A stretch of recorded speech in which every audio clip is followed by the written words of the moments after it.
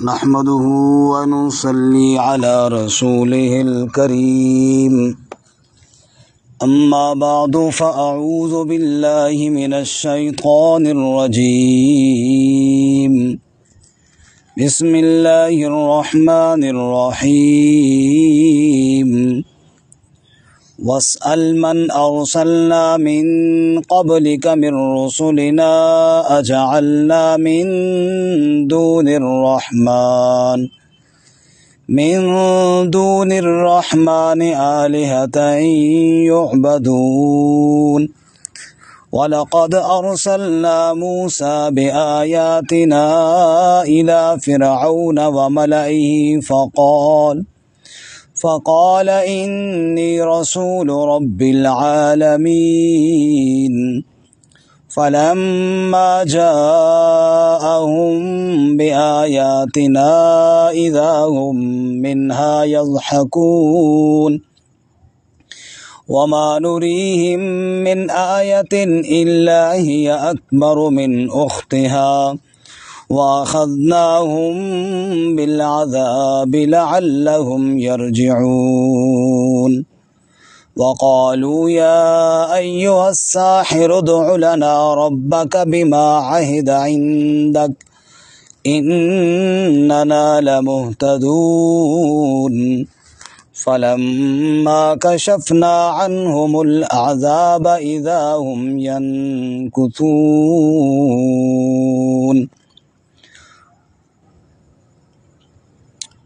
واسأل من أرسلنا من قبلك من رسلنا اور پوچھ ان سے جو بھیجے ہم نے آپ سے پہلے اپنے رسولوں میں سے اجعلنا من دون الرحمن آلہۃ یعبدون کیا بنایا ہم نے رحمان کے علاوہ کوئی اور معبود جن کی عبادت کی جاتی ہو وَلَقَدْ أَرْسَلْنَا مُوسَى بِآيَاتِنَا اور یقیناً بھیجا ہم نے موسیٰ علیہ السلام کو اپنی آیات کے ساتھ الی فرعون و ملئہ فرعون اور اس کے سرداروں کی طرف فقال انی رسول رب العالمین پس فرمایا انہوں نے بے شک میں رسول ہوں رب العالمین کی طرف سے فلما جاءہم بآیاتنا پس جب آئے ان کے پاس ہماری آیات کے ساتھ اذا ہم منہا یضحکون اچانک وہ ان پر ہنستے تھے وما نریہم من آیت اور نہیں دکھاتے ہم ان کو کوئی نشانی الا ہی اکبر من اختہا مگر وہ بڑی ہوتی تھی پہلی نشانی سے وَأَخَذْنَاهُمْ بِالْعَذَابِ اور پکڑا ہم نے ان کو عذاب کے ساتھ لعلہم یرجعون تاکہ وہ رجوع کر لیں وقالوا اور انہوں نے کہا یا ایہا الساحر ادع لنا ربک اے جادوگر بلا ہمارے لیے اپنے رب کو بما عہد عندک اس لیے کہ اس نے وعدہ کر رکھا ہے تیرے ہاں اننا لمہتدون بے شک ہم ہدایت پانے والے ہیں فلما کشفنا عنہم العذاب پس جب ہم نے دور کر دیا ان سے عذاب کو اذا ہم ینکثون اچانک وہ معاہدے کو توڑ دیتے سبحان ربک رب العزت عما یصفون وسلام علی المرسلین والحمد للہ رب العالمین اللہم صل علی سیدنا ومولانا محمد وعلی آل سیدنا ومولانا محمد وعلی آلہ واصحابہ اجمعین معزز سامعین سورۃ الزخرف آیت نمبر 45 سے لے کر 50 تک تلاوت کی ہیں اللہ تعالیٰ ان کے مطابق صحیح بیان کی توفیق عطا فرمائے اور ہمیں قرآن و سنت پر عمل کرنے کی توفیق عطا فرمائے۔ گزشتہ سبق میں ہم نے پڑھا جو آدمی اللہ کی یاد سے غافل ہو جائے اس پر شیطان کا تسلط اور قبضہ ہو جاتا ہے، اور پھر شیطان اس کا دوست بن جاتا ہے، لیکن جب دنیا سے جائے گا تب افسوس کرے گا، کاش شیطان کے اور میرے درمیان مشرق اور مغرب جتنی دوری ہوتی، لیکن اس وقت کا افسوس کسی کام کا نہیں ہے۔ اللہ ہمیں موت سے پہلے شیطان کی شر سے محفوظ فرمائے۔ آج کے سبق میں اللہ تعالیٰ دلیل نقلی کے طور پر فرماتے ہیں کہ دیکھیے اے میرے محبوب صلی اللہ علیہ وسلم، یہ لوگ آپ سے جھگڑا اس بات پر کرتے ہیں کہ آپ لوگوں کو اللہ کی عبادت کی طرف بلاتے ہیں، اس کے علاوہ تو اور کوئی جھگڑا نہیں۔ تو آپ سے پہلے جتنے ہم نے رسول بھیجے سارے رسول یہی دعوت دیتے تھے، جن انبیاء کا یہ نام لیتے ہیں ان کی دعوت بھی یہی تھی۔ تو سارے انبیاء تو دنیا میں تشریف لاتے ہی اس لیے تھے کہ اللہ کے بندوں کو اللہ کی عبادت کی طرف بلائیں، تو اس میں جھگڑے والی کون سی بات ہے؟ یہ تو مشن انبیاء ہے، یہ تو سارے انبیاء کی متفقہ دعوت ہے۔ لہٰذا آپ کسی نبی کی تعلیمات بھی اٹھا کر دیکھ لیں، ہر نبی کی دعوت تھی لا الہ الا اللہ۔ اس لیے ارشاد فرمایا وَاسْأَلْ مَنْ أَرْسَلْنَا مِن قَبْلِكَ مِن رُّسُلِنَا، اور پوچھ جو ہم نے آپ سے پہلے رسول بھیجے، یعنی پہلے رسولوں سے پوچھ، یعنی پہلے رسولوں کے حالات دیکھیے اور پڑھیے۔ اجعلنا من دون الرحمن آلہۃ یعبدون، کیا ہم نے رحمان کے علاوہ کوئی اور معبود بنا رکھے تھے جن کی عبادت کی جاتی تھی؟ کسی انبیاء کی، کسی نبی کی دعوت میں آپ دیکھیں کہ انہوں نے اللہ کے علاوہ کسی اور معبود کی عبادت کی طرف بلایا ہو؟ یعنی ہرگز ایسا نہیں۔ استفہام انکاری، مطلب یہ کہ ایسا ہرگز نہیں ہے۔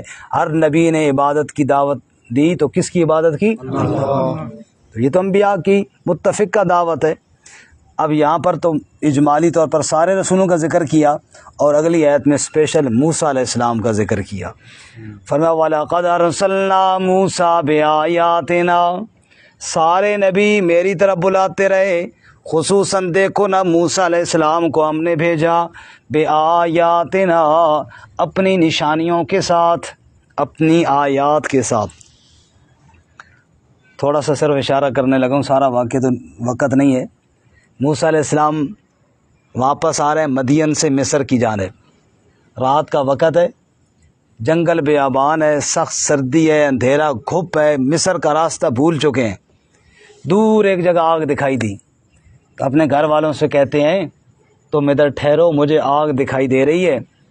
تو وہاں سے کوئی آگ کا انگارہ لے کر آئیں گے، چلو ٹھنڈ میں کام آئے گا، یا کم از کم کوئی بندہ ہوا تو اس سے راستہ معلوم کر لیں گے۔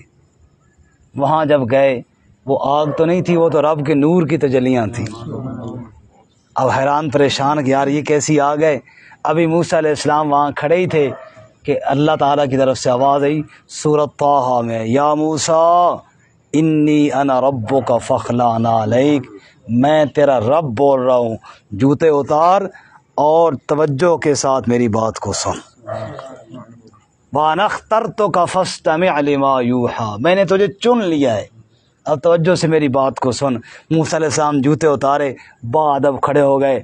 کیا عجیب لطف تھا جب رب فرما رہا تھا اننی انا اللہ لا الہ الا انا فاعبدنی واقم الصلاۃ لذکری، موسیٰ میں ہی اللہ ہوں، میرے علاوہ کوئی عبادت کے لائق نہیں ہے۔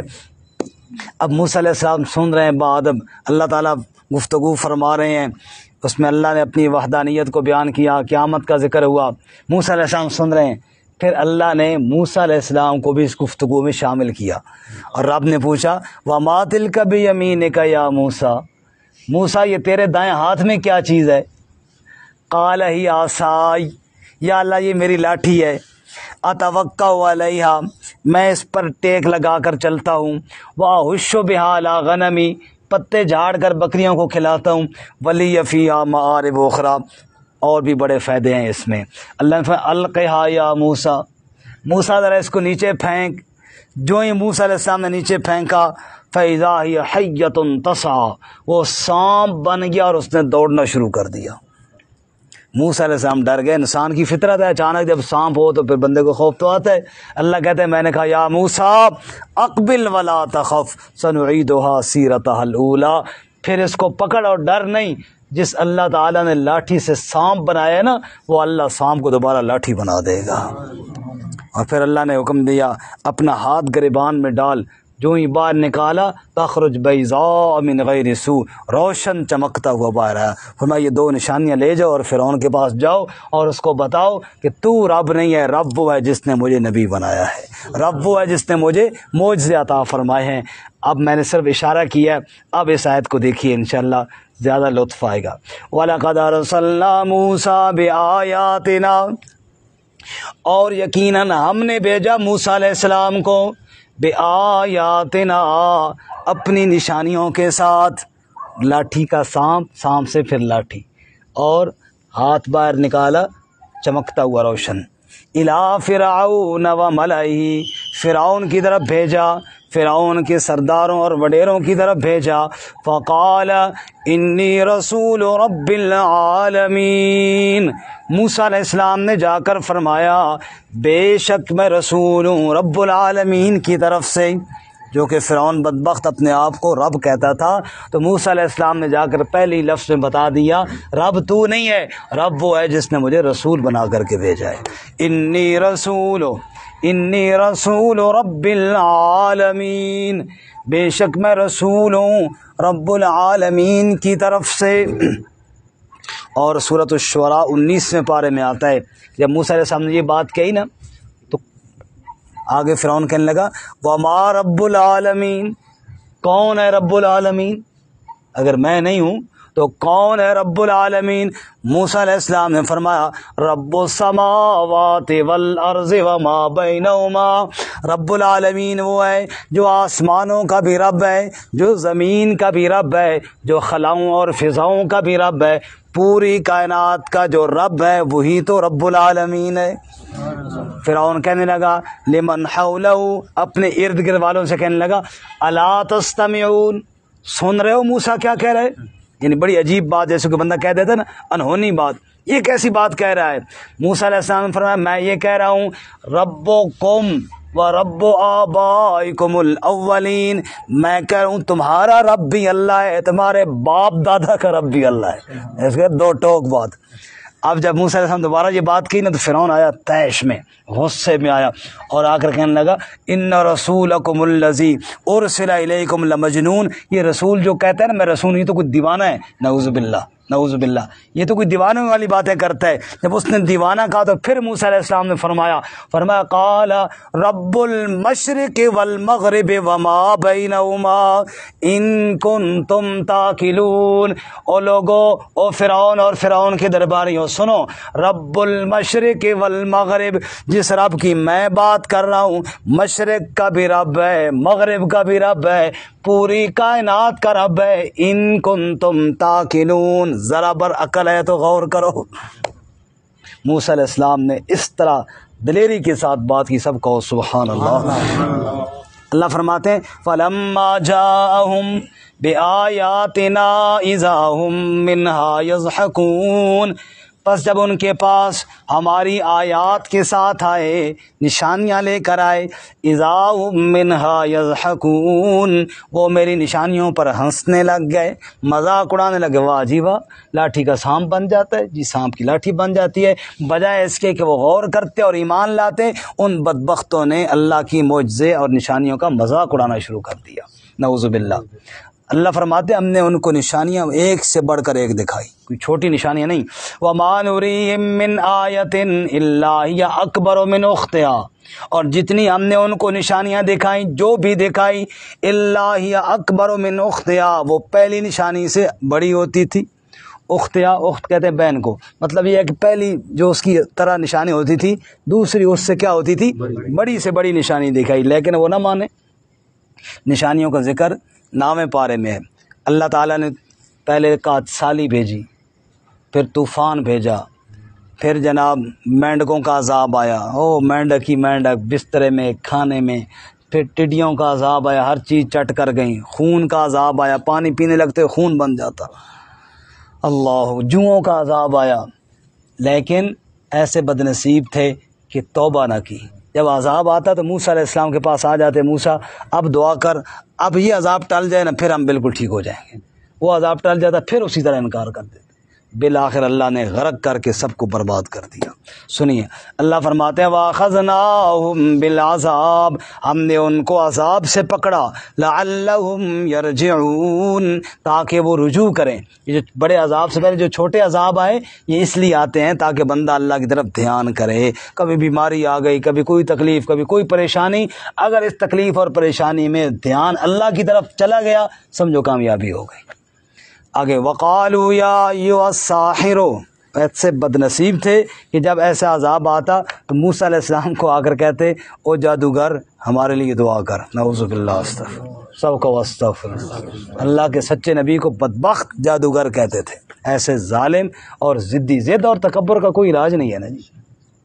وقالوا، اور کہتے یا ایھا الساحر، اے جادوگر، نعوذ باللہ، ادع لنا ربک، دعا کر ہمارے لیے اپنے رب سے، بما عہد عندک، اس لیے کہ اس نے تیرے ساتھ وعدہ کر رکھا ہے، تیری بات وہ قبول کرتا ہے، اللہ سے کہے اس مصیبت سے جان چھڑائے۔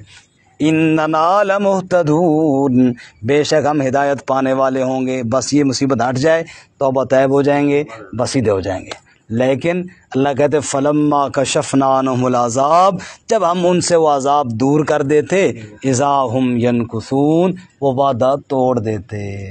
اللہ تعالی ہمیں بھی معاف فرمائے۔ حالت ہماری بھی یہی ہے، زلزلہ آیا سارے توبہ استغفار کرتے ہیں، اگلے دن پھر ہمارے وہی کام ہوتے ہیں۔ جب مصیبت آئے اللہ یاد آئے اور پھر اللہ بھول جائے، یہ بہت خطرناک بات ہے۔ اللہ ہم سب کو پکی اور سچی توبہ کر کے گناہوں سے بچنے کی توفیق عطا فرمائے۔